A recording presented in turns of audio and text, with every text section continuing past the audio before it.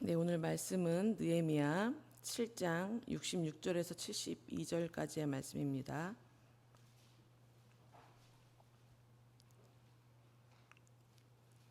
느헤미야 7장 66절에서 72절까지의 말씀. 구약성경 736페이지입니다. 736페이지 66절부터 72절까지 읽습니다. 온 회중의 합계는 42,360명이요 그 외에 노비가 7,337명이요 그들에게 노래하는 남녀가 245명이 있었고 말이 736마리요 노새가 245마리요 낙타가 435마리요 나귀가 6,720마리였느니라. 어떤 족장들은 역사를 위하여 보조하였고 총독은 금천 드라크마와 대접 50과 530벌을 보물 곡간에 드렸고 어떤 족장들은 금 2만 드라크마와 은 2,200만회를 역사 곡간에 드렸고 그 나머지 백성은 금 2만 드라크마와 은 2,000만회와 제사장의 의복 67벌을 드렸느니라. 아멘.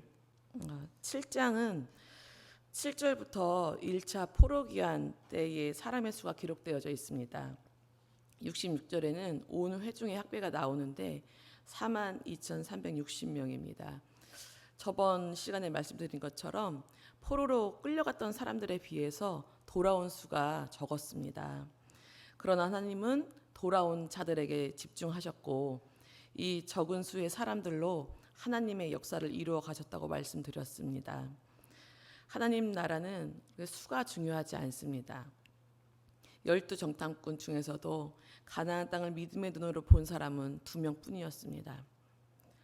오늘날 교회 내에서도 이사야처럼 하나님이 내가 누구를 보내며 누가 우리를 위하여 갈고 했을 때 주님 내가 여기 있나이다 나를 보내소서라고 할 수 있는 그 사명감을 가진 자들, 하나님의 말씀에 순종하며 자원하는 자들이 그리 많지가 않습니다.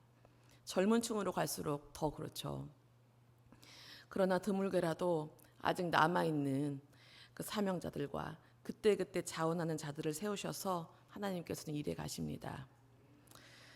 우리 교회도 이렇게 새벽에 나오시는 분들 계시는데 사실 전체 인원의 11조 정도에서 조금 더 되는 수가 나오고 있고 또 젊은 사람들이 많은 교회들은 더 많이 없고 또 많은 교회들이 새벽 예배 또 수요 예배 인원들이 줄고 있습니다.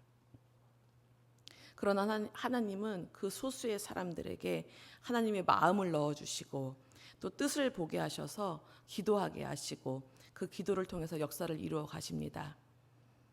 67절에는 노비와 노래하는 남녀의 숫자가 나오는데 합치면 7,582명이에요.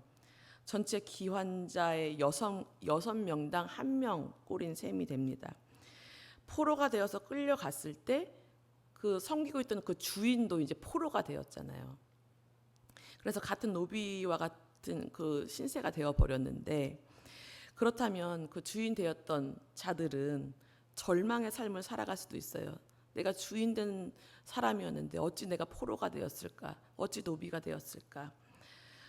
더 노비였던 자들에게 못되게 굴 수도 있었을 거예요.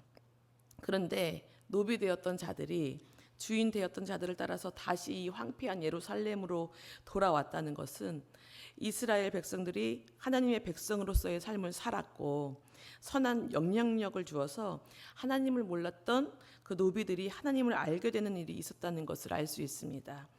마치 우리 룻기 배웠었잖아요. 룻기에서 룻이 시어머니 나오미를 통해서 하나님을 알게 된 것처럼 그런 일들이 일어났습니다. 그래서 이들은 신분이 어떻든 하나님이 계시는 곳을 선택해서 따라온 그런 헌신된 자들이었음을 알 수 있습니다.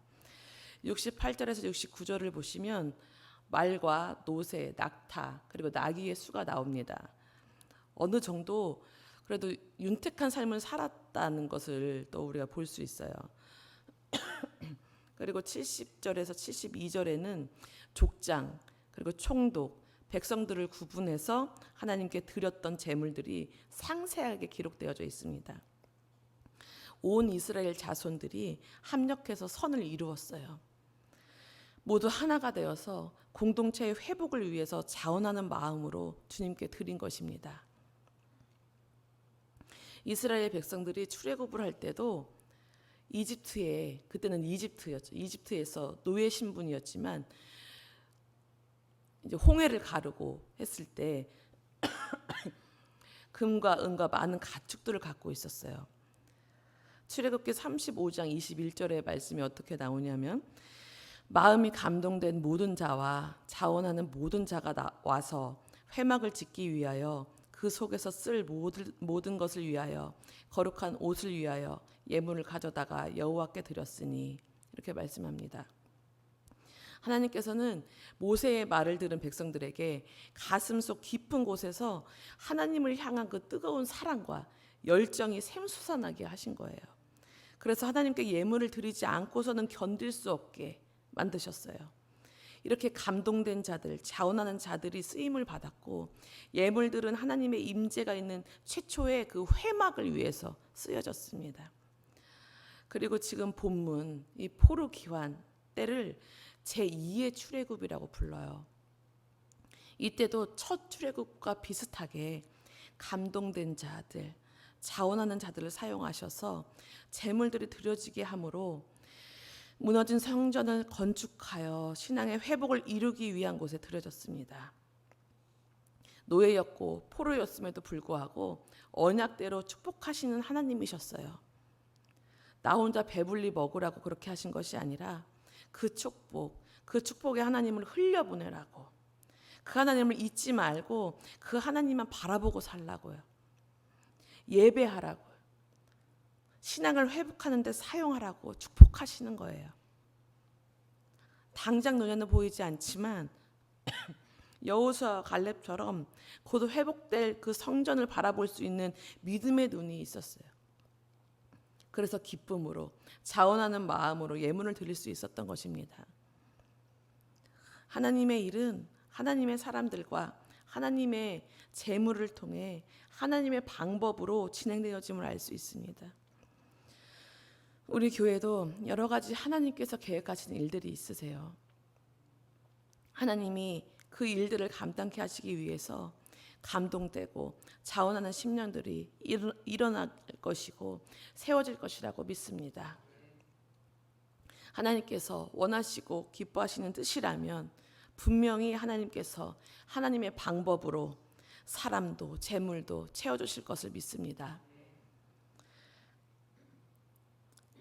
그리고 우리의 각 심령이 주님의 감동하심에 감동을 받고 자원하여 드릴 준비가 되어야 합니다. 나는 아니고요, 주님. 저 사람이요. 저는 아직 아닌 것 같습니다. 저는 상황이 이렇습니다. 저는 안 돼요. 이렇게 다 미루고 거부하고 거절한다면 하나님의 역사는 일어나지 않습니다. 다 무너지고 황폐한 땅에 내가 희생해야 할 것이 뻔했지만 돌아왔던 이 1차 포로 귀한 자들처럼 누군가의 희생과 헌신이 있어야 하나님의 역사가 일어나는 것입니다. 우리가 헌신할 때요, 하나님께서는 플러스 알파를 해주시는 놀라운 은혜가 있음을 우리가 기억했으면 좋겠습니다. 아브라함이 이삭 하나밖에 없는데 하나님이 그 하나를 바치라고 할 때 그 하나를 드립니다. 하나에서 하나를 빼면 0이에요. 아무것도 남지가 않아요. 그래서 우리는 두려워하고 다 뺏길 것 같고 다 없어질 것 같고 아무것도 없이 어떻게 살까. 하지만 사실 하나님이 모든 것을 채워주시는 놀라운 일이 일어납니다. 내 인생의 앞길을 열어주시는 것이고 축복의 통로로서 믿음의 조상으로서 살아갈 수 있게 도와주세요. 나를 위해 준비해 주시고 예비해 주시는 그런 일들이 일어납니다. 우리의 마음, 우리의 중심이 어디를 향해 있는지가 중요합니다. 하나님 나라에 마음을 두면 하나님 나라에 마음이 가고, 하나님 나라의 마음이 가면 하나님이 우리에게 기회 있는 대로 선한 일을 하고 기회 있는 대로 하나님이 기뻐하시는 일을 할 수 있도록 채워주심을 목도할 수가 있습니다. 1차로 귀환한 사람들도 자신의 삶이 안정되어 있지 않았어요. 삶이 녹록지가 않아요. 그럼에도 불구하고 하나님의 역사를 위해서 예루살렘의 회복이 이루어져야 하기 때문에 성전이 튼튼하게 자리를 잡아야 한다고 생각했기 때문에 그것을 세워가는 그 역할을 한 거예요. 이것이 예루살렘을 세우는 것이고 신앙을 회복하는 것이고 영적인 이스라엘을 세우는 일이다라고 생각하고 힘을 다해서 마음을 다해서 자신을 내어 드린 거예요. 우리는 하나님께서 주신 그 축복을 통해서 무엇을 할 것인가? 물론 남이 보기에 그런 충만한 축복이 아닐지라도 내가 녹록지 않은 형편이지만 그럼에도 불구하고 하나님께서 주신 것들을 어떻게 사용할 것인가? 이 땅에서 어떤 흔적을 남기고 갈 것인가를 생각할 수 있어야 합니다. 1차 포로 귀환을 했던 사람들처럼 힘을 모아서 합력하여 선을 이룰 수 있었으면 좋겠습니다. 우리 고잔제일교회라는 이 공동체가 잘 세워져 가고 신앙의 회복과 성장이 이루어지기를 바랍니다. 이 교회를 통해서 또 이 교회 한 사람 한 사람의 교회를 통해서 하나님 나라가 확장되어지는 그런 놀라운 하나님의 역사가 일어나기를 소망합니다. 기도하겠습니다. 하나님 아버지 감사합니다. 정말 1차로 돌아왔던 이스라엘 백성들이 정말 아무것도 없었습니다. 정말 황폐한 땅이었습니다. 정말 우리가 무언가를 해야 하는 그런 상황이었습니다. 그럼에도 불구하고 신앙의 회복을 위하여서 또 하나님께서 무엇을 원하시는지 알기에 그 부르심을 받고 다시 돌아왔습니다. 주님, 우리에게도 분명히 할 일이 있습니다. 우리에게 자원하는 마음을 주시고 감동하실 때에 그것을 받을 수 있는 그런 준비가 되어질 수 있도록 주님이여 함께하여 주시옵소서. 우리가 먼저 준비된 자가 될 수 있도록 우리의 신앙을 도우시고 믿음이 바로 설 수 있도록 도와주시옵소서. 그래서 우리를 통하여서 정말 하나님의 역사가 이루어지고 다음 세대들이 또 우리의 발자취를 보며 그것을 따라갈 수 있는 그런 우리가 될 수 있도록 주님 함께하여 주시옵소서. 주님, 오늘부터 또 장례 절차가 이루어질 것입니다. 주님, 하나하나 주님께서 개입하여 주시고 정말 은혜로이 잘 마칠 수 있도록 주님께서 함께하여 주시고 우리 온 성도들 그 사랑을 또한 실천할 수 있고 정말 한 가족으로서의 역할을 또 감당할 수 있도록 주님께서 도와주시옵소서. 주님 감사하며 예수님의 이름으로 기도합니다. 아멘.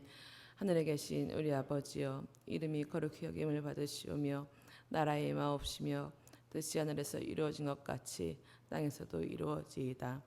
오늘날 음식을 주옵시고 우리가 우리에게 죄 지은 자를 사하여 준 것 같이 우리 죄를 사하여 주옵시고 우리가 시험에 들지 않게 하시고 없어서 대개 나라와 권세와 영광이 아버지께 있사옵나이다. 아멘.